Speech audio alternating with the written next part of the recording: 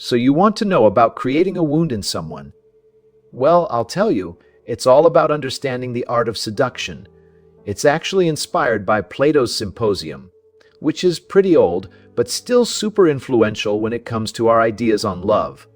There's this character called Diotima, and she's talking to Socrates about Eros, the god of love. Now, you might think that Eros is just some mythological guy, but actually he's got a pretty interesting family history. His dad was all about being cunning and clever, while his mom was more like, well, poverty or need. And what happens when you mix those two?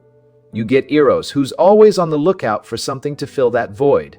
So, as the god of love, Eros knows that if he wants to make someone fall in love with him, they've got to feel a little bit empty inside first. That's where his arrows come in. They're like little reminders that life can be a bit dull and unfulfilling on its own.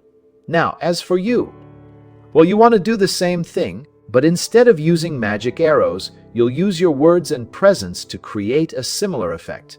You see, when someone's stuck in a rut, they need a little push to shake things up.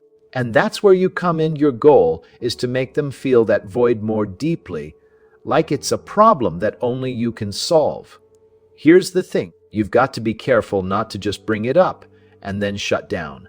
You want to innocently mention their insecurities and see how they react. What you're really looking for is an opening, a tiny crack in their self-esteem that you can expand into something more. Now, I know what you might be thinking. How do I do all this? Well, the key is to be someone who's not like everyone else. You want to represent change and difference like a stranger who shows up in town. This makes your victims feel, well, less interesting compared to you. So, if they're feeling bored or stuck, that's only going to make them appreciate what you've got more. That's the daily law. Be outside, be different, and watch how people react. And remember, as the art of seduction says, your goal is to create a need, stir up anxiety and discontent in someone.